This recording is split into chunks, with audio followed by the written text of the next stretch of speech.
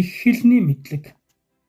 Ухаантай даруй ард түмэн маань насны бага цусны шингэнд эрдэм сур.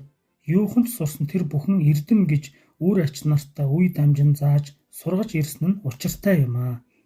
Насны эртэд нарны голтойд сурч мэдэх бүтээж төрөхийн оронд орчлон мөнх өөрөө үүр дэмшиг бодож өнөөл болж яваадаа сэтгэл цадаж амьдралд итвхийлж хөдөлмөрт шуурхайлахын оронд хар биеийн жаргалд ташуурч өтөл бэртгчин аж төрөх ёсонд хэвшиж хоцрох явдал залуу хүний үжиж доройтхын мөр билээ.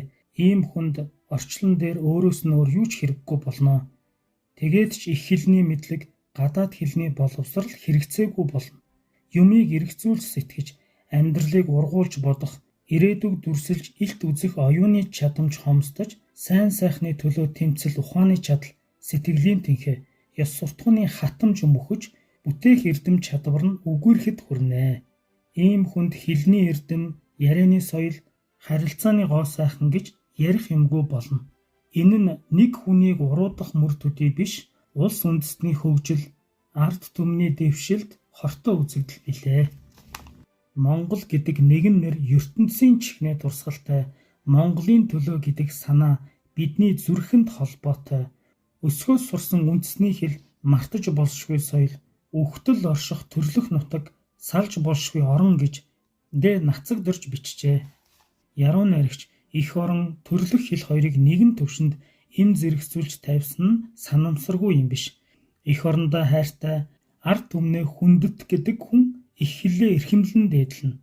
Улс үндэстнийхөө өнөө ирээдүг бүтээн байгуулж яваа эх орноо гих сэтгэл өвөрлсөн хэн хүн манай орны ухамсарт иргэн бүр их хэлнийхээ мэдлэг боловсрал соёлыг тэгш төгөлдөр эзэмших явдлыг нийгмийн үүрэг зорилт болгодог. Манай хүн ардаас энэхүү үүрэг зорилгоо биелүүлэхэд их хэлний ухаанд сургадаг ардын боловсролын байгууллага, хэлний хуулийг шинжилдэг эрдэм ухааны газруудын гүйцэтгэх үүрэг хийх ажил асар их нь үнэн юм. Гэхдээ эцэг их энэ үүрэг хариуцлагаас ангид гадна биш. Үрээ хөлд орж орчлонд мөрөө гаргах, хэлд орж хүн ардтаа үгээ хэлэх анхны мөчөөс зөв ярьж сургах нь чухал. Энэ эрхэм үүргээ биелүүлэхийн тулд эцэг их нар маань өөрсдөө зөв ярьж, өөрсдөө зөв сэтгэж, боловсон ярьдаг байх нь мэдээж хэрэг. Энд бас албан газар байгууллага нэгэн адил холбогдно. Албан газар бүхэн өөрийн байгууллагын ажил, мэргэжлийн өргөн хэрэгцээд үг хэллэгийг нэгтлэн судалж, түүнээ амьдрал ахуйтай нэвтрүүлэх, мэргэжлийн нэр томьёо, үг хэллэгийн толийг зохион гаргаж хэрэглэж заншвал их ашигтай. Их хэлээрээ ярьж дийлэхгүй байж бодож чадна. Бүр бүтээж дөнгөнө гэж санаархах нь гинэн болчимгүй хэрэг мөн. Ярьж сураагүй хүн сэтгэж чадна гэдэг эргэлзээтэй юм. Учир нь хэл сэтгэхүй хоёр салшгүй бөгөөд хүн хэлний бааз суурь дээр сэтгэдэг байна. Төвшин ярьж чадахгүй бол залуу насны хайрын нандин сэтгэлээ яаж илчлэх вэ? Хамгийн гол нь хэлний эрдэмгүй бол шинжлэх ухаан, техникийн ололт, нээлттэй яаж танилцаж, хэрхэн эзэмших болж байна вэ? 100-ыг орхиж, шин 100-д дэвшиж байгаа өнөө үед нийгмийн хөгжлийн хурдас далайц хүнээс хорон мөчийг өвөл бүтээл болгохыг шаардаж байна. Хилээ голж хаях уу эсвэл өөдөн татаж хөгжүүлэх үү? Энэ бол манай залуу үеийн өмнө тулгарсан том асуудал. Үнэхээр их хэлнийхээ үгийн сангийн ариун баян, найруулгын эрхэм сайхныг бүрэн эзэмшиж чадсан тэр цагт хүн санаа бодлоо илэрхийлэх эрхчлөө, эрдэм чадал төгөлдөр болно. Хэлний эрдэм, оюуны хөгжил, сэтгэлийн боловсрал тэгшэрнэ.